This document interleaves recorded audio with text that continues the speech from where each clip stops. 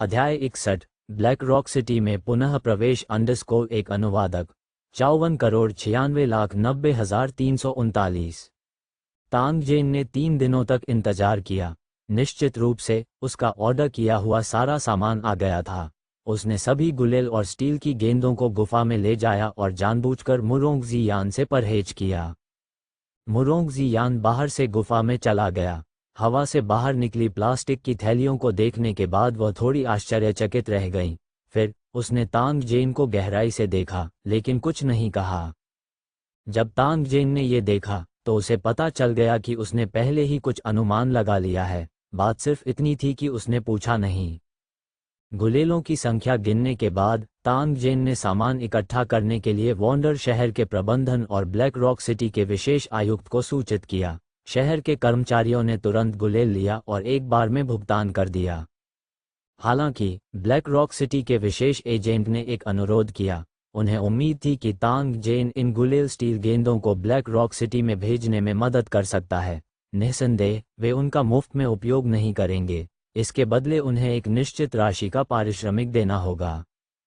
तांग जेन के अलावा उसने कुछ दर्जन लोगों को भी काम पर रखा था और एक साथ काम करने के लिए तैयार था।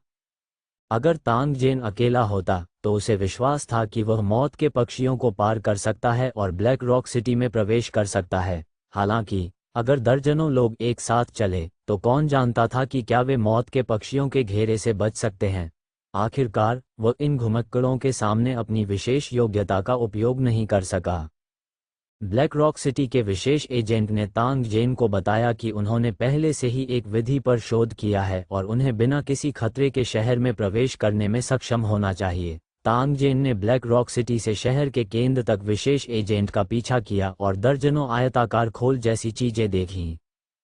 पब फ्यूचर द्वारा विज्ञापन खोल के आगे, पीछे, बाएं और दाएं हिस्से राक्षस की खाल से ढके हुए थे जो मौत के पक्षी के हमलों को प्रभावी ढंग से रोक सकता था। जब सिर और पूंछ जुड़े हुए थे तो एक मार्ग बनाया जा सकता था जिससे लोगों को जल्दी से गुजरने की इजाजत मिल गई। तांग जेन ने कुछ समय तक इसका अध्ययन किया और पाया कि यह कछुए के खोल जैसी वस्तु वास्तव में डेथबर्ड के अल्पकालिक हमलों को रोक सकती है। हालांकि यदि हमला बहुत लंबे समय तक चला तो डेथबर्ड के तेज पंजे और चोंच निश्चित रूप से इस राक्षस की त्वचा को नुकसान पहुंचाने में सक्षम होंगे। तांग जेन ब्लैक रॉक सिटी में क्लर्क के अनुरोध पर सहमत हो गया। इस बार वह टेक्निकल गाइड की भूमिका निभा रहे थे। हालांकि गुलेल सरल थी लेकिन सटीक निशाना लगाने के लिए इसमें कुछ कौशल और तरकीबों की आवश्यकता होती थी। विशेष एजेंट ने तांग जेन को वॉन्डरर्स को निशाना लगाने के बारे में मार्गदर्शन करते देखा था। वह गुलेल का विक्रेता भी था, इसलिए उसने स्वाभाविक रूप से उससे ब्लैक रॉक सिटी के निवासियों का मार्गदर्शन करने के लिए कहा। ब्लैक रॉक सिटी में स्थिति गंभीर और जरूरी थी। ब्लैक रॉक सिटी के विशेष एजेंट ने तुरंत सभी के लिए आवश्यक आपूर्ति वितरित करने की व्यवस्था की। फिर सभी ने अपनी पीठ पर एक कछुए का खोल रखा और ब्लैक रॉक सिटी की ओर दौड़ पड़े। दूर से वे देख सकते थे कि ब्लैक रॉक सिटी काली धुंध की परत से ढका हुआ था। जब वे निकट गए तो उन्होंने देखा कि आकाश मृत्यु पक्षियों से ढका हुआ है। भूमि तीरों से भर गई और मृत पक्षियों की लाशें जमीन पर धंस गईं। मौत के पक्षियों के झुंड ने जब तांग जेन के समूह को आते देखा तो तुरंत झपट पड़े। सभी ने जल्दी जल्दी अपने कछुए के खोल नीचे रख दिए और जमीन से सटते हुए आगे बढ़ गए। मौत के पक्षी ने कछुए के खोल को चारों ओर से गिरा दिया था लेकिन सभी ने कछुए के खोल के नीचे के हैंडल को कसकर पकड़ रखा था, क्योंकि एक बार जब मौत का पक्षी कछुए के खोल को तोड़ देता तो यह एक मृत अंत होता।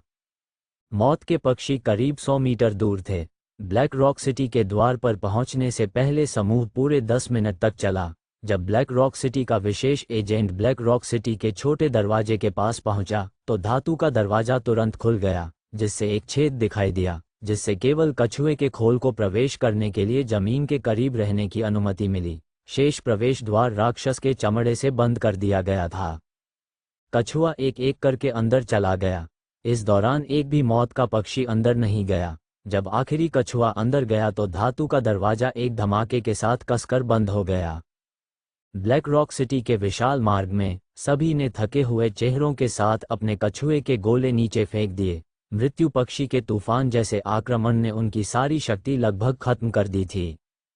सौभाग्य से कोई भी घायल या मारा नहीं गया और वे सभी ब्लैक रॉक सिटी में सुरक्षित रूप से प्रवेश कर गए थे।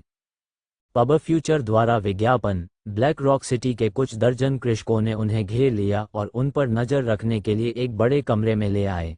घुमक्कड़ों को ब्लैक रॉक सिटी में प्रवेश की अनुमति नहीं थी। हालांकि उन्हें ब्लैक रॉक सिटी द्वारा काम पर रखा गया था, लेकिन उन्हें इधर उधर घूमने से भी मना किया गया था। वॉन्डरर्स ने निराशा में आह भरी। उन्होंने सोचा था कि वे देख पाएंगे कि ब्लैक रॉक सिटी का आंतरिक भाग कैसा दिखता है, लेकिन उन्हें उम्मीद नहीं थी कि उन्हें आसपास घूमने की अनुमति नहीं दी जाएगी। यदि बाहर मौत के पंछी न होते तो अब तक उसे ब्लैक रॉक सिटी से बाहर खदेड़ दिया गया होता। तांग जेन को अकेले बुलाया गया था। उन्होंने लू चेंगजू को लहर दर तरंग समझाना शुरू किया कि गुलेल का उपयोग कैसे किया जाता है। उसका मुंह सूख गया था। इन लोगों में उसे जियो रूई नाम का युवक नजर आया। जब तांग जेन उसे गुलेल चलाना सिखा रहा था तो युवक अजीब भाव से उसे देखता रहा। तांग जेन ने अनुमान लगाया कि उसकी आवाज ने उसे उजागर कर दिया होगा। हालांकि वह इसके बारे में बहुत चिंतित नहीं थे और केवल बोलते रहे। जब युवक चला गया तो उसने चुपके से तांग जेन को हाथ का इशारा किया। घुमक्कड़ों के बीच इसका मतलब अच्छा था। ऐसा लगता था कि उसे पहले से ही तांग जेन पर संदेह हो गया था और उसने जानबूझकर तांग जेन का परीक्षण करने के लिए या तांग जेन को सूचित करने के लिए कि मिशन पूरा हो गया था, इस हाथ के इशारे का इस्तेमाल किया था। जैसे ही रात हुई, ब्लैक रॉक सिटी के अधिकांश लोग पहले ही सो चुके थे। गहरे काले घर में बैठे हुए तांग जेन ने अपनी नाक ढक ली। घर में बदबू बेहद तेज थी और खर्राटों की आवाज भी आ रही थी। यह कोई आश्चर्य की बात नहीं थी कि टावर के निवासी वॉन्डरर्स को हेय दृष्टि से देखते थे। उनके शरीर की गंध ही लोगों को उनसे दूर रखने के लिए काफी थी। ये पुष्टि करने के बाद कि कोई उस पर ध्यान नहीं दे रहा था, तांग जेन ने मानचित्र की जांच की और ब्लैक रॉक सिटी के किसानों के स्थान की पुष्टि की जो वॉन्डरर्स की सुरक्षा के प्रभारी थे। फिर उन्होंने क्वांटम अदृश्यता प्रकाश स्क्रीन को सक्रिय किया। मार्ग के कोने में प्रवेश करने के लिए मानचित्र के टेलीपोर्टेशन फंक्शन का उपयोग करते हुए तांग जेन ने एक छिपे हुए छोटे दरवाजे के माध्यम से टॉवर के आंतरिक भाग में प्रवेश किया। तांग जेन धीरे धीरे आगे बढ़ी। जब वह उस स्थान पर पहुंचा जहां जियो रूई का घर स्थित था तो उसने धीरे से दरवाजा खींचा। दरवाजा जल्दी से खोला गया। युवक ने सधी हुई अभिव्यक्ति के साथ अदृश्य तांग जेन की ओर देखा और रास्ता बनाने से बच गया। तांग जेन ने कमरे में कदम रखा। वो चीज कहाँ है जो मैं चाहता हूँ? तांग जेन ने कोई बकवास नहीं की और सीधे युवक से पूछा। छोटी रूई भी बहुत खुश थी। उसने तांग जेन पर चमड़े के कागज का एक रोल फेंका। कुछ ऐसे रहस्य थे जिन्हें हर किसी को अपने दिल में जानना चाहिए। उन्हें जोर से कहने की कोई जरूरत नहीं थी। तांग जेन ने जानवर की खाल खोली और देखा। यह एक ऐसी भाषा थी जिसे वह नहीं पहचानता था। उसके दिल में थोड़ी झुंझलाहट महसूस हुई। केवल स्वर्ग ही जानता था कि इन अक्षरों का क्या अर्थ है। हालांकि तांग जेन को तुरंत याद आया कि एप्लीकेशन स्टोर में एक एप्लीकेशन था जो शब्दों को समझने में सक्षम प्रतीत होता था। रहस्यमय शब्द क्रैकर सभी प्रकार के रहस्यमय शब्दों को डिकोड करने और उन्हें उन शब्दों में अनुवाद करने में सक्षम जिन्हें उपयोगकर्ता समझ सकता है। डाउनलोड लागत 15,000 सोने के सिक्के। अंतरिक्ष में पर्याप्त मस्तिष्क मोती थे। टैंग जेन द्वारा पर्याप्त सोने के सिक्कों का आदान प्रदान करने के बाद उसने इसे डाउनलोड और इंस्टॉल किया। क्रैकर शब्द को सक्रिय करने के बाद लिखे गए शब्द स्वचालित रूप से उन शब्दों और पैटर्न में बदल गए जिन्हें वह पहचान सकता था। उन्हें पढ़ना उनके लिए बेहद आसान था। जैसे ही उसने देखा, तांग जेन के चेहरे पर खुशी की झलक दिखाई दी। उसने अंतरिक्ष से 1000 मस्तिष्क के मोती निकाले और उन्हें फेंक दिया। उन्होंने उदासीनता से युवक से कहा, यहाँ 1000 मस्तिष्क मोती हैं, इसे अपना इनाम समझो, भविष्य में भी कड़ी मेहनत करते रहो। युवक ने सिर ले जाने के बाद उसकी संक्षिप्त जांच की और फिर बिना कुछ कहे दरवाजा खोल दिया। तांग जेन को यह अजीब नहीं लगा। अपने कमरे से बाहर निकलने के बाद वह सीधे ब्लैक रॉक सिटी के ऊपरी स्तर की ओर चला गया।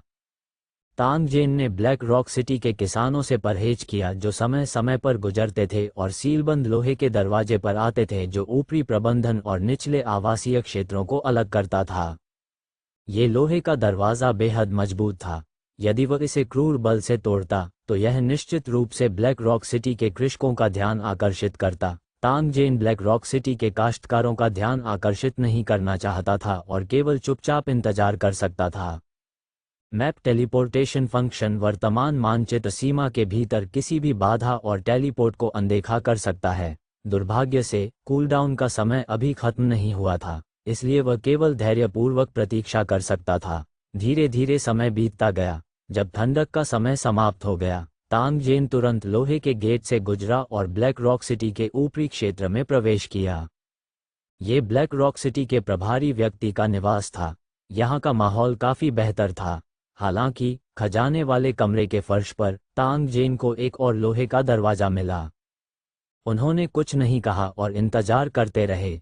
1 और घंटे के बाद तांग जेन धातु के दरवाजे से गुजरा और गलियारे में प्रवेश किया जहां खजाना कक्ष स्थित था। पूरी मंजिल खाली थी।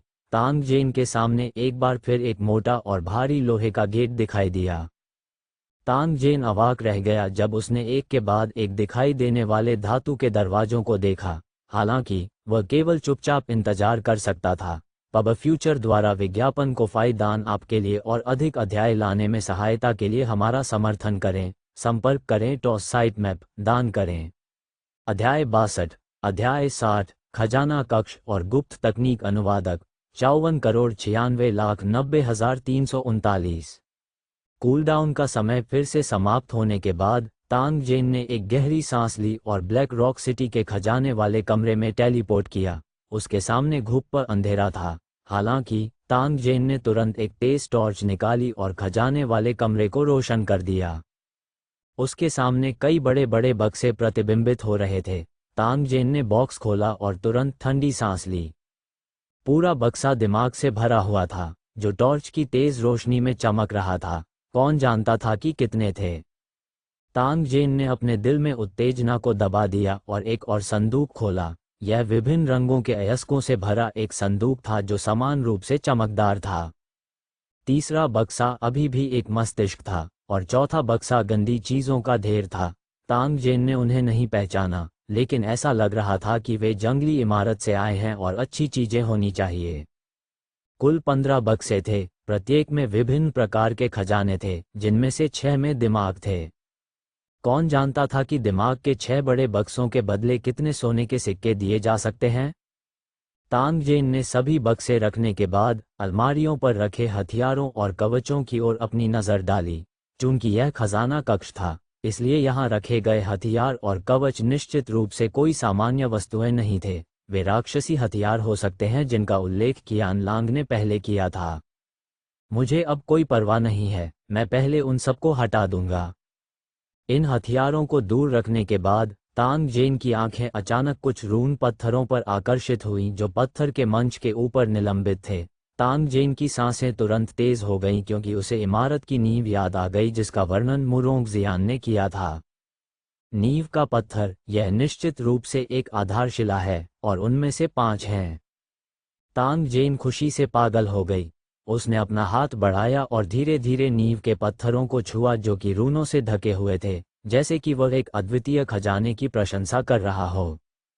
पब फ्यूचर द्वारा विज्ञापन। कुछ मिनट बाद तांग जेन ने इन रनस्टोन्स को अपने भंडारण स्थान में रख दिया। उसने सिटी टॉवर के निर्माण के लिए आवश्यक सभी सामग्रियां पहले ही एकत्र कर ली थीं और वह इसे किसी भी समय बना सकता था। तांग जेन के दिल में जो उत्साह था उसे शब्दों में बयां करना मुश्किल है। पूरे खजाने के कमरे की एक बार फिर से तलाशी लेने और जो कुछ भी उसने देखा उसे ले जाने के बाद तांग जेन का भंडारण स्थान भर गया। खजाना कक्ष के किनारे पर राक्षस की खाल से बनी कई चमड़े की किताबें थीं। तांग जेन ने लापरवाही से एक किताब उठाई और लापरवाही से उस पर नजर डाली। इसके तुरंत बाद वो पुस्तक की सामग्री से आकर्षित हो गए। इस पुस्तक में वास्तव में आत्मा संचरण की एक गुप्त तकनीक दर्ज की गई है। बिना आत्मा वाला एक शरीर जिसे विशेष रूप से विकसित किया गया था उसे पुनर्जन्म वेदी पर रखा जाएगा। फिर जिस व्यक्ति को इसे रखने की आवश्यकता होती है उसकी आत्मा मस्तिष्क पल द्वारा सक्रिय लघु सरणी के माध्यम से विशेष शरीर में प्रवेश कर सकती है। आत्मा के शरीर में प्रवेश करने के बाद वह एक सामान्य व्यक्ति से अलग नहीं थी और वह किसी भी समय शरीर से बाहर निकल सकती थी और अपने मूल शरीर में वापस आ सकती थी। या शायद वह अगले विशेष शरीर में प्रवेश करेगा और एक सामान्य व्यक्ति का जीवन जीना जारी रखेगा। सतह पर ऐसा लगता था कि मनुष्य हमेशा के लिए जीने के लिए इस पद्धति पर भरोसा कर सकता है, लेकिन मानव आत्मा के पास थकावट के समय भी थे। एक बार जब आत्मा थक गई तो भले ही पीछे मुड़ने का कोई रास्ता हो, फिर भी मृत्यु से बचना मुश्किल था। केवल एक अमर आत्मा और इस गुप्त तकनीक से ही कोई दीर्घायु की इच्छा कर सकता है। तांगजेन के दृष्टिकोण से, यदि यह सोल ट्रांसमिशन गुप्त तकनीक वास्तविक होती, तो कमरे के सभी खजाने एक साथ जोड़कर इसके मूल्य की तुलना नहीं कर पाते। वास्तव में तांगजेन के दिल में हमेशा एक विचार था, वह था उसकी मूल दुनिया से कुछ मददगार प्राप्त करना। ऐसा इसलिए था क्योंकि उनके पास वह दृष्टिकोण और ज्ञान था जो लुचेंग दुनिया के आदिवासियों के पास नहीं था। उन्हें प्राप्त शिक्षा की डिग्री भी लुचेंग दुनिया से भिन्न थी। अगर वह अपने टॉवर को मजबूत करना चाहता है तो उसे सभी पहलुओं से प्रतिभाओं की आवश्यकता होगी। दुर्भाग्य से ऐसी प्रतिभाएं घुमक्कड़ों के बीच अत्यंत दुर्लभ थीं और सामान्य घुमक्कड़ ज़्यादा काम की नहीं होती थीं। उन इमारतों को जो हजारों वर्षों से चली आ रही थीं, धीरे धीरे उनके वंशजों द्वारा पोषित किया जा सकता था, लेकिन उसके पास इतना समय नहीं था और वह इंतजार नहीं कर सकता था। अगर तांगजेन लुचेंग को जल्दी से मजबूत करना चाहता था तो उसे निश्चित रूप से मूल दुनिया के तकनीकी उत्पादों का उपयोग करने की आवश्यकता होगी। लाओचेंग दुनिया के मूल निवासियों को शायद इसके बारे में कुछ भी पता न हो, लेकिन मूल दुनिया के इंसानों को आसानी से पकड़ा जा सकता है। पब फ्यूचर द्वारा विज्ञापन, इसलिए मूल दुनिया से प्रतिभाशाली लोगों को अपनी सहायता के लिए लाना उनका सबसे अच्छा विकल्प था। तांगजेन ने पहले ये देखने की कोशिश की थी कि क्या जीवित चीज़ों को टेलीपोर्टेशन के माध्यम से लाया जा सकता है, लेकिन परिणाम बहुत निराशाजनक था। जो मुर्गियां और बत्तखें वह अपने साथ लाया था, वे सभी अपनी जीवन आभा खो चुके थे और इसने उसके मूल विचार को भी नष्ट कर दिया था। हालांकि इस आत्मा स्थानांतरण तकनीक ने उसे एक बार फिर आशा दी थी। यहाँ तक कि वह जिस समस्या को लेकर चिंतित था वह ये थी कि अगर उसकी मूल दुनिया के उसके अधीनस्थ विद्रोह कर दें तो उसे कैसे हल किया जाए। इस गुप्त तकनीक का भी एक सटीक समाधान था। जब तक वह एक विशेष शरीर की खेती करते समय एक पूरक गुप्त तकनीक का उपयोग करता था, तब तक वह ये सुनिश्चित कर सकता था कि यदि मेज़बान उसके प्रति कोई द्वेष रखता है तो उसे एक अलग सिरदर्द होगा। यदि वे उसे चोट पहुंचाना चाहते तो वे तुरंत अशक्त हो जाते और उनकी आत्मा शरीर से बाहर निकल जाती।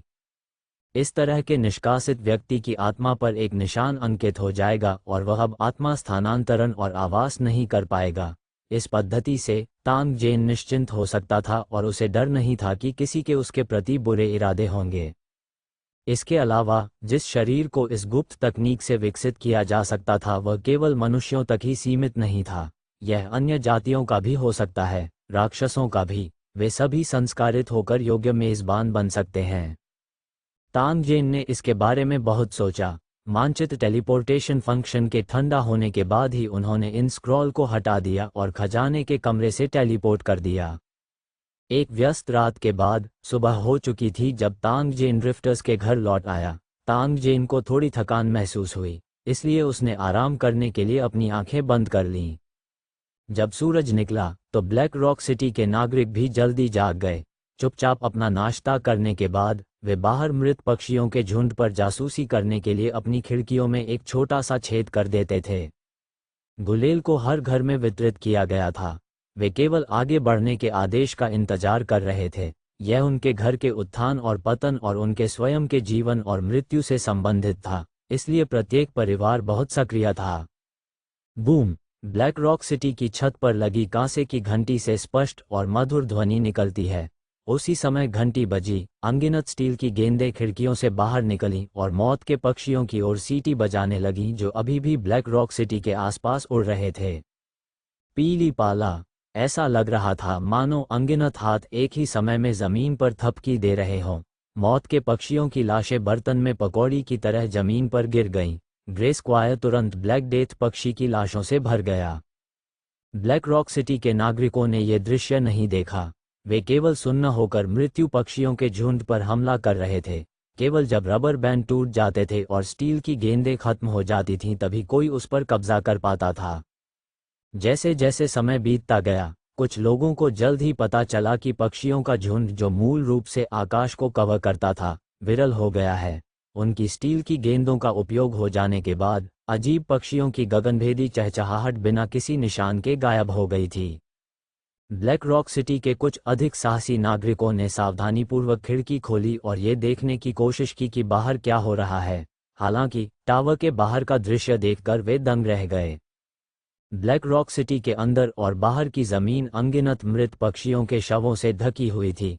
वहां ऐसे मृत पक्षी भी थे जो मरे नहीं थे लेकिन उड़ने की क्षमता खो चुके थे और इधर उधर भाग रहे थे। आकाश में स्वतंत्र रूप से उड़ने वाले भयानक पक्षी अब दयनीय स्थिति में आ गए थे। पब फ्यूचर द्वारा विज्ञापन को फायदान आपके लिए और अधिक अध्याय लाने में सहायता के लिए हमारा समर्थन करें। संपर्क करें टॉस साइट मैप दान करें। अध्याय 63 शहर के निर्माण स्थल की ओर जाना। एक अनुवादक 54,96,90,339। जब ब्लैक रॉक सिटी के कृषकों ने झुंड बनाकर अपना गुस्सा मौत के पक्षियों पर उतारा तो तांग जेन और वॉन्डरर्स के एक समूह को उनका इनाम मिलने के बाद सीधे ब्लैक रॉक सिटी से बाहर निकाल दिया गया।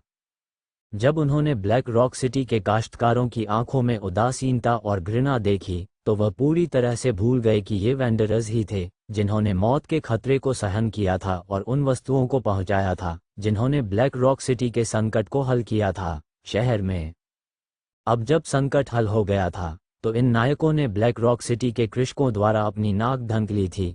गाली गलौज करते हुए उन्हें खदेड़ा जा रहा था। उन्होंने धन्यवाद का एक शब्द भी नहीं कहा। ब्लैक रॉक सिटी क्लर्क, जिसने पहले तांग जेन को यहां आमंत्रित किया था, ने अपना चेहरा भी नहीं दिखाया। स्वाभाविक रूप से वह अपने द्वारा किए गए वादे को चुन चुनकर भूल गया था। सौभाग्य से गुलेल का भुगतान कर दिया गया था, अन्यथा तांग जेन निश्चित रूप से शहर को घेरने के लिए लाश राक्षस सेना को आकर्षित करेगा। उसके शरीर पर राजा की हत्या के आदेश की लाश की आभा के साथ ऐसा करना आसान था। इस बिंदु तक सोचने के बाद तांग जेन ने चुपके से चिल्लाया। उसे उम्मीद नहीं थी कि स्पिरिट ब्रेन कॉपर्स किंग द्वारा उसके खिलाफ साजिश रचने के बाद इस बदकिस्मत ताना मारने की क्षमता का अभी भी इतना उपयोग होगा। निश्चित रूप से जब तक आप चीजों को एक अलग दृष्टिकोण से देखते हैं, बुरी चीजें भी अच्छी चीजें बन सकती हैं। जब उन्होंने ब्लैक रॉक सिटी के काश्तकारों के बदसूरत चेहरे देखे, तांग जेन, जो मूल रूप से अपने खजाने के घर को खाली करने के लिए थोड़ा दोषी महसूस करते थे, को तुरंत आराम महसूस हुआ। धिक्कार है, किसने तुम्हें मेरी ओर देखने के लिए कहा? बस इंतजार करो, एक दिन आएगा जब तुम रोओगे। पब फ्यूचर द्वारा विज्ञापन। तांग जेन के दृष्टिकोण से यदि जंगल में अनगिनत पथिक उनका समर्थन नहीं करते तो ब्लैक रॉक सिटी कुछ भी नहीं होती। दूसरी दुनिया के आदिवासियों का एक समूह जो सोचता है कि वे एकांत में दूसरों से श्रेष्ठ हैं, वह किसी दूसरी दुनिया के आगंतुक का इंतजार कर सकता है जो आपसे ऊंचे स्तर का है और आपको कुचल देगा और आपका तिरस्कार करेगा। वॉन्डर शहर के रास्ते में तांग जेन ने इन वॉन्डरर्स के साथ कुछ देर तक बातचीत की। जब उसे पता चला कि वे अलग अलग अन्वेषण टीमों से थे तो उसने उन्हें अपने समूह में खींचने की योजना समाप्त कर दी। वॉन्डर शहर में लौटने के बाद तांग जेन ने कियान लॉन्ग को, जो बाजार में एक स्टॉल देख रहा था, वापस गुफा में खींच लिया और उससे घाटी की विशिष्ट स्थिति के बारे में पूछा जो एक शहर के निर्माण के लिए उपयुक्त थी। जब कियान लॉन्ग ने तांग जेन को अचानक इस मामले के बारे में पूछते हुए देखा तो उसने कहा कि वह किसी भी समय घाटी में जा सकता है। फिर उन्होंने तांग जेन से पूछा कि क्या शहर के निर्माण में कोई प्रगति हुई है। ये सुनते ही तांग जेन ने कियान लॉन्ग का कंधा थपथपाया। उसने रहस्यमयी मुस्कान दी लेकिन कुछ कहा नहीं। कियान लॉन्ग के चेहरे पर खुशी की झलक दिखाई दी। तांग जेन के बारे में उनकी समझ के अनुसार ये संभावना थी कि वास्तव में एक मौका था, अन्यथा तांग जेन की ऐसी प्रतिक्रिया नहीं होती। जब उसने इस बारे में सोचा तो कियान लॉन्ग तुरंत थोड़ा अधीर हो गया। वह लगातार गुफा के चारों ओर घूमता रहा और कभी कभी तांग जेन से पूछता था कि वह घाटी में कब जाएगा। तांग जेन को उम्मीद नहीं थी कि कियान लॉन्ग उससे भी अधिक चिंतित होगा। हालांकि जब उन्होंने वॉन्डरर्स की टावर की इच्छा के बारे में सोचा तो उन्होंने कियान लॉन्ग की वर्तमान भावनाओं को समझा। अब जब उसके पास अपनी आधारशिला और लॉर्ड टिया मस्तिष्क था, साथ ही टॉवर बनाने के लिए उसने मस्तिष्क के मोतियों की संख्या का बलिदान दिया था, तो उसके लिए वॉन्डर शहर में रहने का कोई मतलब नहीं था। इसके अलावा हाल ही में मरे हुए नस्ल की उत्पीड़न सीमा बढ़ रही थी। इसके अलावा मौत के पक्षी से संक्रमित अधिक से अधिक ज़ोंबी शामिल हो गए थे। ब्लैक रॉक सिटी रक्षा की स्थिति में आ गई थी और उन्होंने जंगल में भटकने वालों को भी नज़रअंदाज करना शुरू कर दिया था। अन्य शहरों से अतिरिक्त सेना आने से पहले ये बहुत संभावना थी कि ब्लैक रॉक सिटी एक कछुआ रवैया अपनाएगा। मरे हुए जाति के खिलाफ लड़ने के लिए नेता और मुख्य लड़ाकू बल के बिना वॉन्डरर्स की स्थिति बहुत चिंताजनक थी। उनका मानना था कि राजा की आत्मा मस्तिष्क लाश के साधन के साथ, इसमें निश्चित रूप से केवल मरे हुए जाति के सैनिक और मौत के पक्षी नहीं थे। ये संभव है कि और भी अधिक शक्तिशाली साधन आने वाले थे और हो सकता है कि उन्होंने पहले ही उन्हें लागू करना शुरू कर दिया हो। पब फ्यूचर द्वारा विज्ञापन, एक बुद्धिमान व्यक्ति खतरनाक दीवार के नीचे खड़ा नहीं होगा, उसके लिए जल्द से जल्द भाग जाना ही बेहतर था। इसके अलावा उसने ब्लैक रॉक सिटी का खजाना खाली कर दिया था। जब ब्लैक रॉक सिटी में लोग घबराए हुए तरीके से चोर की तलाश कर रहे थे, तो उन्हें अनिवार्य रूप से ब्लैक रॉक सिटी में प्रवेश करने वाले पथिकों पर संदेह होगा। इसलिए तांग जेन ने सभी को एक साथ इकट्ठा किया और तुरंत उस घाटी की ओर जाने का फैसला किया जिसका उल्लेख कियान लांग ने किया था। गुफा में अभी भी काफी संसाधन बचे हुए थे। तांग जेन के लिए दूसरों को फायदा पहुंचाने के लिए उन्हें यहां छोड़ना असंभव था। एक पल सोचने के बाद उसने फिर भी कियान लोंग और अन्य लोगों के सामने अपनी विशेष क्षमता प्रदर्शित करने का फैसला किया। जब उन्होंने तांग जेन को एक पल में गायब होते देखा तो कियान लोंग और बाकी लोग अवाक रह गए। वे यह अनुमान लगाने में असमर्थ थे कि एक जीवित व्यक्ति हवा में कैसे गायब हो सकता है। तांग जेन ने केवल अपने घर वापस टेलीपोर्ट किया और भंडारण स्थान में एक जगह खाली कर दी ताकि वह गुफा में आपूर्ति जमा कर सके।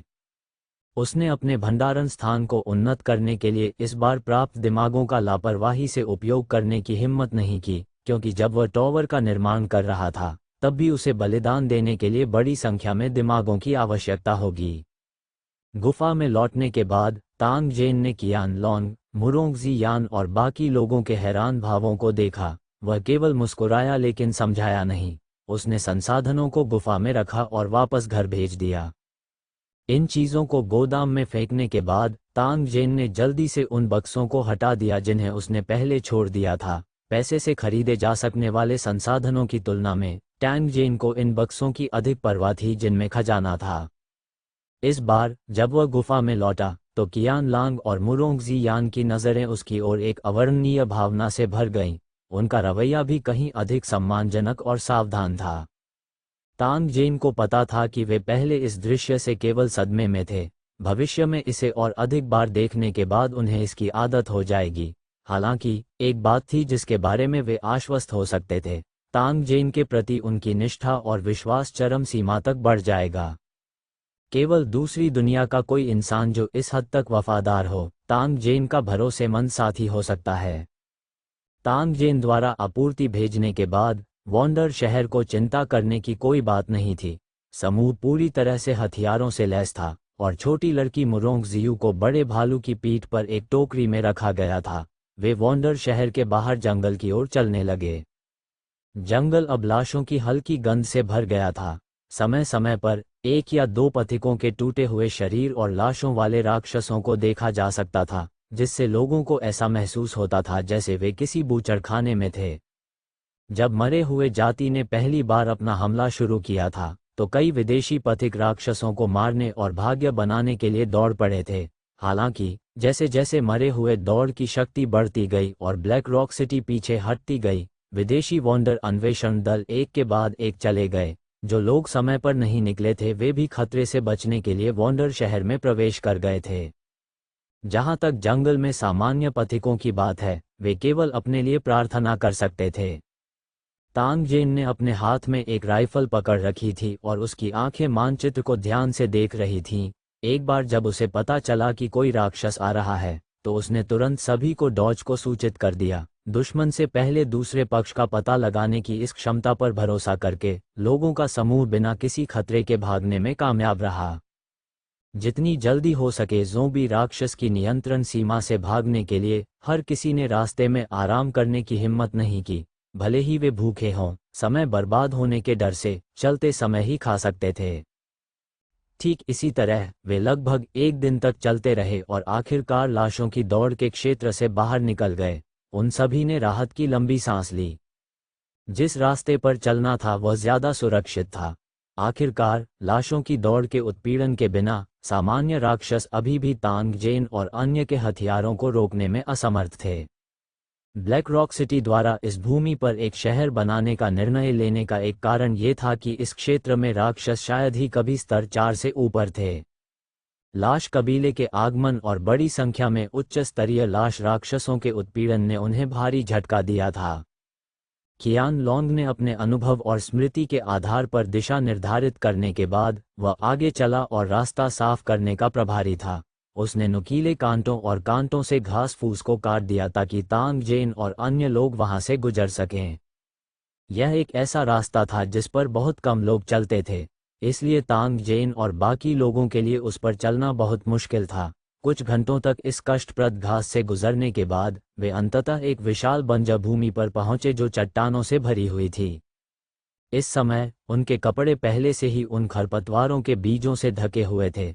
त्वचा को छूने पर नुकीले कांटे थोड़े सूज जाते थे। तांग जेन अब इसे बर्दाश्त नहीं कर सका और कियान लांग और अन्य लोगों के लिए कुछ टिकाऊ कपड़े लाने के लिए वापस टेलीपोर्ट किया। उन्होंने पुराने कपड़े फेंक दिए क्योंकि वे पहनने में बहुत असुविधाजनक थे। अपने कपड़े बदलने के बाद कियान लोंग ने आगे की ओर इशारा किया और कहा कि वे अगले आधे दिन में अपने गंतव्य तक पहुंच जाएंगे। तांग जेन ने देखा कि सूरज डूबने वाला था।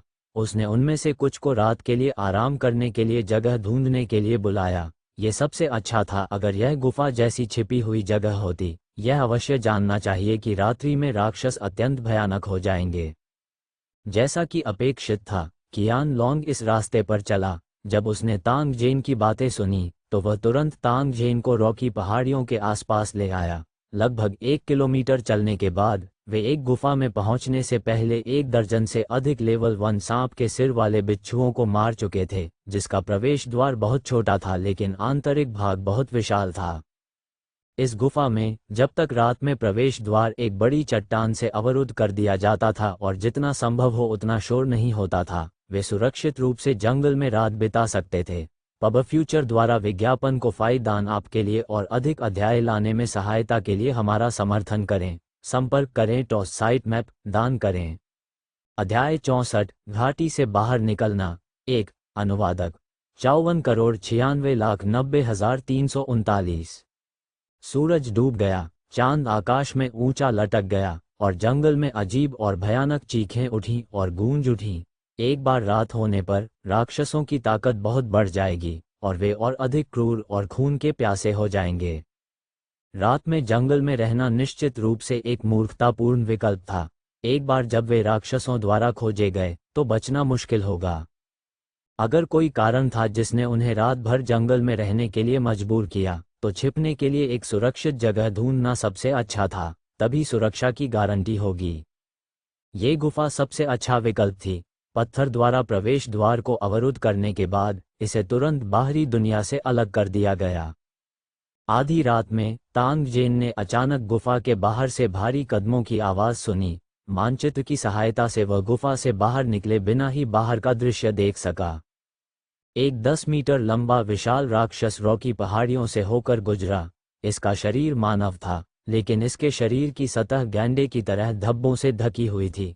उसके हाथ में विशाल हड्डियों से बनी एक बड़ी छड़ी थी और उसकी विशाल आंख में एक ठंडी रोशनी चमक रही थी।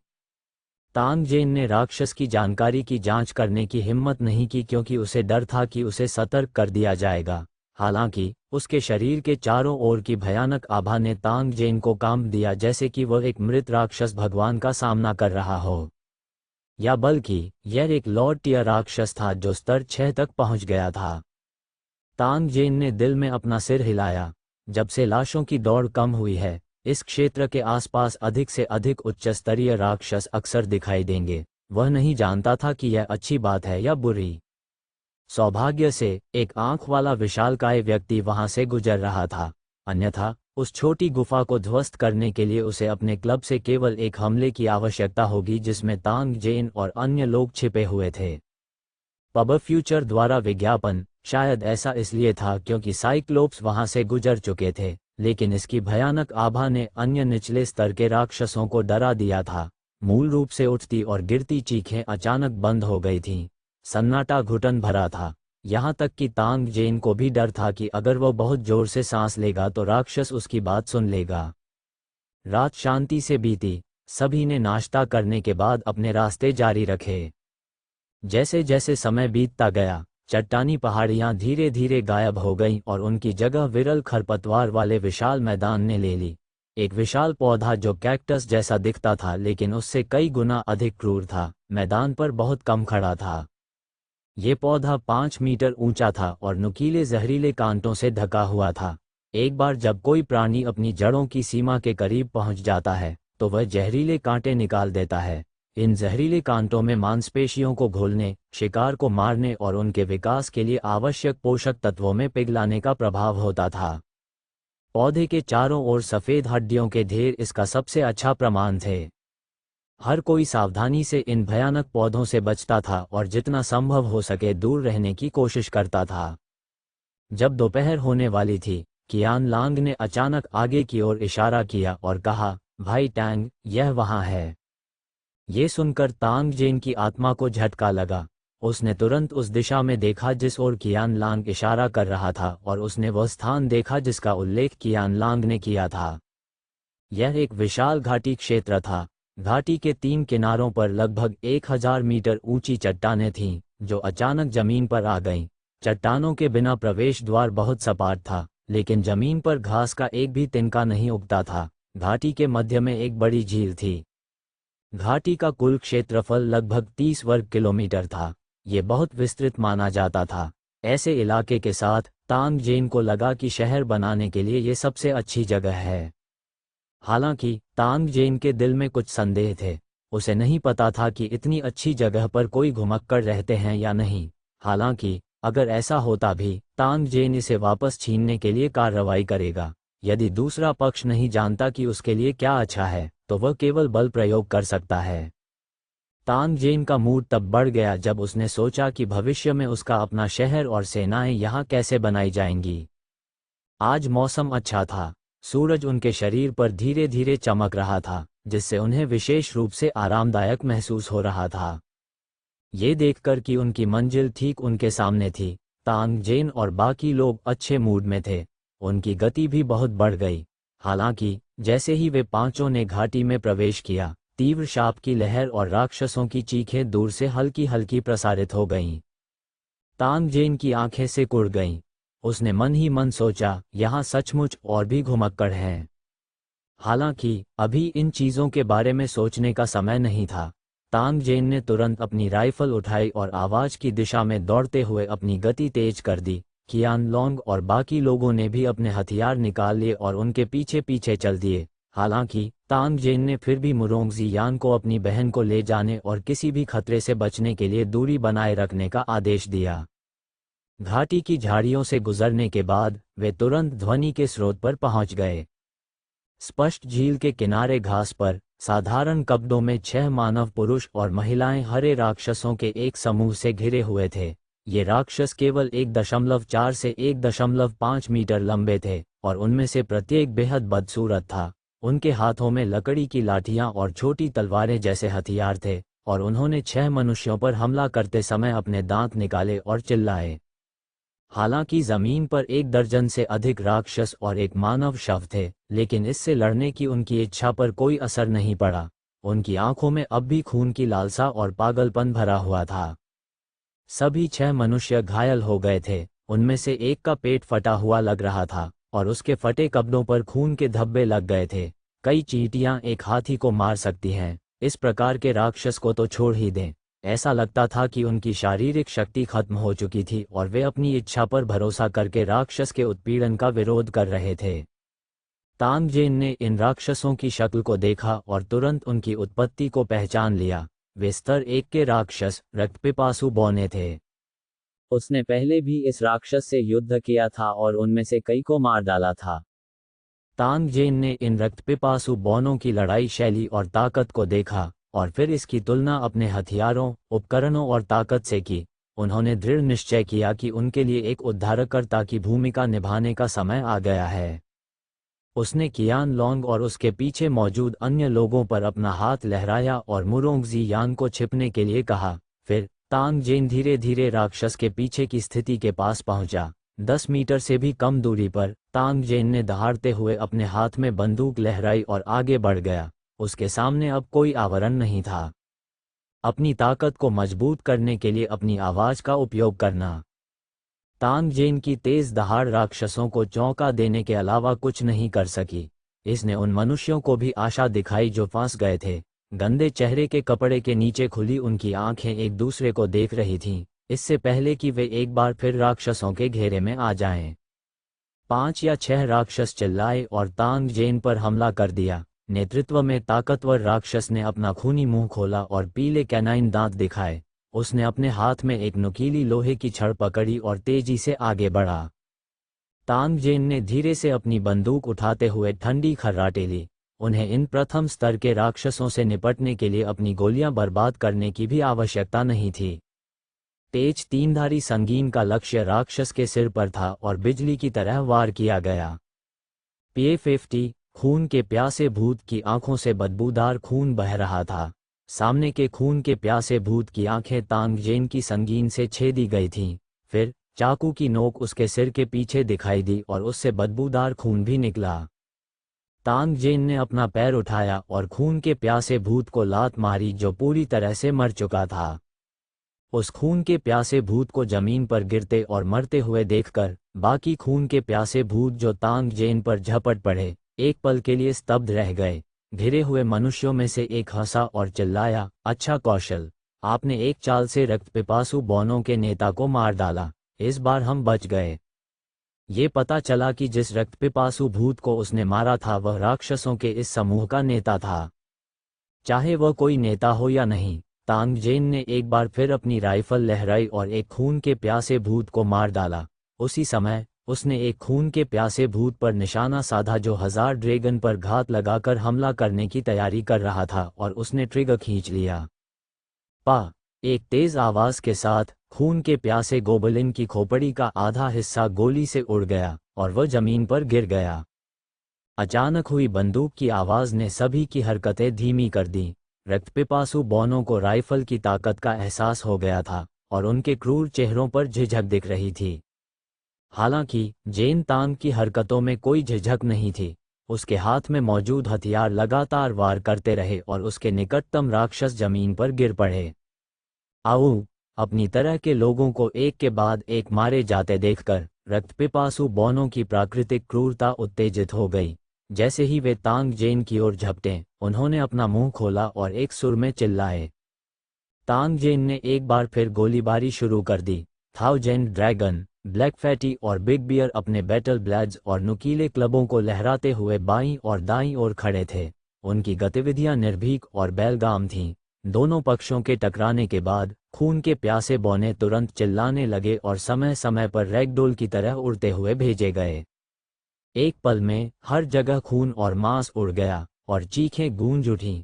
असाधारण युद्ध शक्ति वाली 3 सदस्यीय टीम ने तुरंत 20 से अधिक रक्तपिपासु बौनों को मार डाला। 3 लोगों के पागलपन और ताकत ने उन 6 लोगों को चौंका दिया जिन्हें बचाया गया था।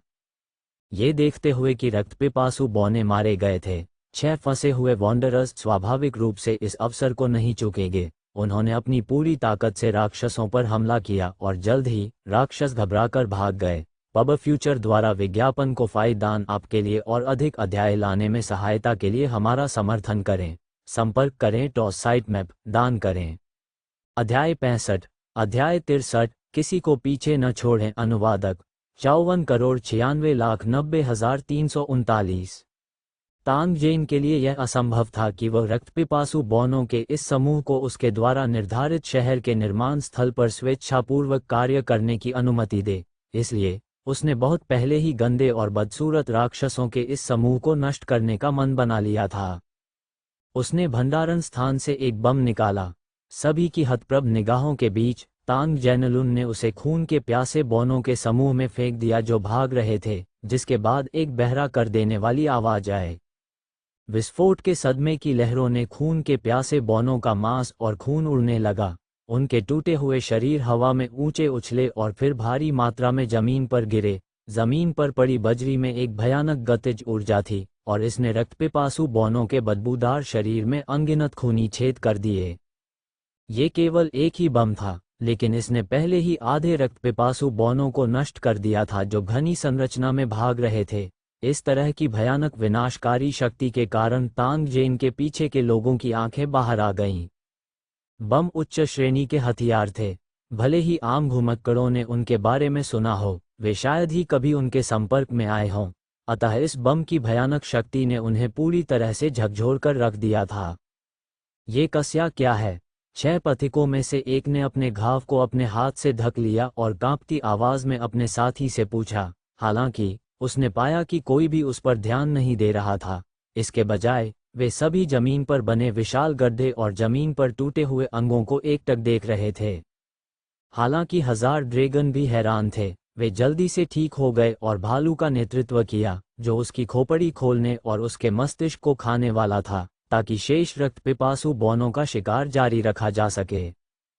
6 पथिकों ने अपने घायल शरीरों को खींच लिया और रक्तपिपासु बौनों पर अंतिम प्रहार किया जो अभी भी जीवित थे। उन्होंने अपना गुस्सा निकालने के लिए उन्हें मार डाला।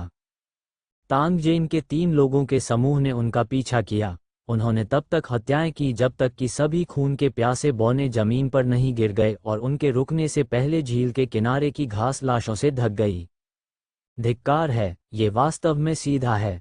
मारने का एहसास बहुत मादक था। पहले हुई हत्या से टैंग जेन की आंखें भी लाल हो गई थीं। अब जब वह ठीक हो गया तो उसने जमीन पर पड़ी आंतों और टूटे हुए अंगों को देखा और वास्तव में उसे उल्टी जैसा महसूस हुआ।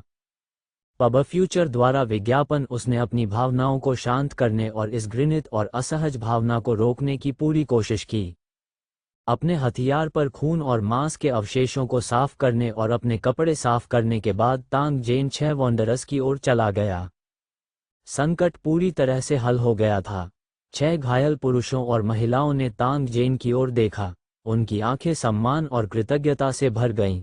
आखिरकार तांग जेन और अन्य लोगों ने उन्हें सबसे महत्वपूर्ण क्षण में बचाया था। इसके अलावा उनके हथियार और उपकरण उत्कृष्ट थे और उन्होंने जो युद्ध शक्ति प्रदर्शित की वह भी काफी प्रभावशाली थी। साथ ही उनके पास भयंकर आवाज करने वाले भयानक हथियार भी थे। उनमें से 6 हर दृष्टि से हीन थे। तांग जेन और काले मोटे बड़े भालू के पीछे पीछे चलने वाले हजारों ड्रैगन, जो एक ही मौके से खून के प्यासे भूत का सिर उड़ा सकते थे, ने भी उन्हें कम आंकने की हिम्मत नहीं की। आप कौन हैं? आप इन राक्षसों से क्यों घिरे हुए हैं? तांग जेन ने भावहीन चेहरे के साथ पूछा। उसके तने हुए चेहरे से वह बहुत शक्तिशाली दिखता था। हम पास के एक वॉन्डर शिविर से एक अन्वेषण दल हैं। जब हम यहाँ पानी लेने आए तो हमारा सामना इन भटकते रक्तपिपासु बौनों से हुआ। यदि आपने और आपके दोस्तों ने समय पर हमारी मदद नहीं की होती तो हम शायद इन रक्तपिपासु बौनों का भोजन बन गए होते। नेता लगभग 40 वर्ष का सुनहरे बालों वाला व्यक्ति था। उसकी पीठ बाघ जैसी और कमर भालू जैसी थी। उसने तांग जेन की ओर देखा और गहरी आवाज में उत्तर दिया। तांग जेन ने पाया कि इस आदमी की शक्ल मिश्रित रक्त जाति की लगती है। ये घटना अन्य लोगों के बीच भी मौजूद थी, हालांकि इसमें आश्चर्यचकित होने वाली कोई बात नहीं थी। आखिरकार विभिन्न नस्लों के घुमंतू लोगों के लिए शादी करना और बच्चे पैदा करना बहुत आम बात थी। ये सुनते ही तांग जेन ने सिर हिलाया। ये लोग उनका बहुत आदर करते थे। इसका मतलब ये था कि आभा के मामले में उसने पहले ही बढ़त हासिल कर ली थी। ये बाद में उनके कार्यों के लिए बहुत फायदेमंद होगा। इस औषधीय चूर्ण को अपने घावों पर लगाओ और फिर मुझे उस शिविर स्थल पर ले चलो जहां तुम रह रहे हो। तांग जेन ने उदासीनता से कहा। फिर उसने उनमें से 6 पर एक दवा की बोतल फेंकी और खून के प्यासे बौनों की लाशों का अध्ययन करने के लिए नीचे बैठ गया। तांग जेन के अनुरोध को सुनने के बाद उनमें से 6 एक पल के लिए झिझक गए। कुछ नजरों का आदान प्रदान करने के बाद वे केवल असहाय रूप से अपना सिर हिला सकते थे। ये रक्तपिपासु बौने मृत्यु के बाद भी क्रूर दिखते थे। तांग जेन ने कुछ नजरें उठाईं और उनकी कमर से जानवरों की खाल का एक छोटा थैला निकाला। लापरवाही से अपनी जेब खोलते हुए टैंग जेन को अप्रत्याशित रूप से कुछ सोने के सिक्के और एक सोने की अंगूठी मिली। पब फ्यूचर द्वारा विज्ञापन, अच्छी चीज, यही तो वह चाहता था। जब उन्होंने तांग जेन, कियान लांग और अन्य लोगों को लाशों के बीच से दिमाग निकालते हुए देखा, तो 6 पुरुषों और महिलाओं ने एक दूसरे की ओर देखा और मदद के लिए आगे आए। हालांकि वे अपनी खोज में और भी अधिक गहन थे। उन्होंने भूत के शरीर पर सब कुछ एकत्र कर लिया, यहाँ तक कि कोई हथियार भी नहीं छोड़ा। तांग जेन गोबलिन राजा की लाश को खंगाल रहा था जब उसने एक डरपोक आवाज सुनी, सर, ये सभी युद्ध की लूट हैं। तांग जेन ने अपना सिर उठाया और किनारे खड़े 6 लोगों के बीच चांदी के बालों वाली लंबी लड़की को देखा। उसके हाथ में एक बैग था जिसमें दर्जनों सोने चांदी के गहने और दिमाग थे। वह आराधना भरी आंखों से उसकी ओर देख रही थी। उसके फटे हुए कपड़े उसकी हड्डीदार आकृति को छिपा नहीं सकते थे और छिद्रों के माध्यम से उजागर हुई सफ़ेद त्वचा चमकदार थी। उसके सुनहरे बाल और एशियाई जैसा चेहरा असाधारण रूप से आकर्षक लग रहा था। धन्यवाद, ये ठीक वैसा ही है जैसा मुझे चाहिए। तांग जेन ने अनाप शनाप आभूषण और सिर का मन का प्राप्त किया। वह मुस्कुराया और लड़की की ओर सिर हिलाया। तांग जेन को मस्तिष्क का मोती रखते हुए देखकर लड़की जांच करने से पहले एक पल के लिए झिझकी। फिर, श्री वान वान, क्या आप अभी भी ये टूटी हुई चीजें चाहते हैं? मेरा मतलब है, मस्तिष्क के अलावा, वान वान। यदि आप उन्हें नहीं चाहते, तो क्या आप उन्हें हमें दे सकते हैं? लड़की ने बोलना समाप्त करने के बाद तांग जेन की ओर इस भाव से देखा कि मैं आपकी बहुत आभारी रहूंगी, जिससे वह अनजाने में मुस्कुराने लगा। उसने मन ही मन सोचा, मुझे इन स्क्रैप धातुओं की आवश्यकता क्यों है? वह बहुत उदार दिखाई दिया और उसने अपना हाथ लहराते हुए कहा, मेरे हाथ में मौजूद चीजों के अलावा बाकी सब कुछ आपका है। हाँ, ये बहुत अच्छा है। उनमें से 6 लोग हंसे और सभी सामान इकट्ठा कर लिया। ये रक्तपिपासु बौनों का एक बड़ा समूह था और उनके पास युद्ध की बहुत सारी लूट थी। इनमें दर्जनों हथियार भी थे। हालांकि उनकी हालत खराब थी, फिर भी उन्हें खरीदने के लिए उन्हें अपना दिमाग खर्च नहीं करना पड़ा। गरीब घुमक्कड़ों के लिए हथियार खरीदना बिल्कुल एक असाधारण खर्च था और बहुत कम लोग इसे वहन कर सकते थे। वॉन्डरर्स ने तांग जेन की आंखों में कचरा इकट्ठा किया। फिर उनमें से प्रत्येक ने एक बड़ा बैग ले लिया और उत्साहपूर्वक सामने की ओर बढ़े। तांग जेन को उनके निवास तक ले गए। वॉन्डरर्स के पास कुछ भी नहीं था, इसलिए उन्हें डर नहीं था कि तांग जेन और अन्य, जो अच्छी तरह से सुसज्जित थे, उन्हें नुकसान पहुंचाने की कोशिश करेंगे। हर कोई सहज था। कियान लोंग, जो तांग जेन के पीछे था, चलते समय बुदबुदाया। उसने महसूस किया कि युद्ध में लूटी गई अपनी संपत्ति को दे देना अफसोस की बात है। हालांकि जब से उसने तांग जेन का अनुसरण किया, तब से उसके मानक ऊंचे और ऊंचे हो गए थे। कियान लांग ने भी इन चीजों को पसंद नहीं किया, जिन्हें तांग जेन ने कचरा के रूप में देखा था।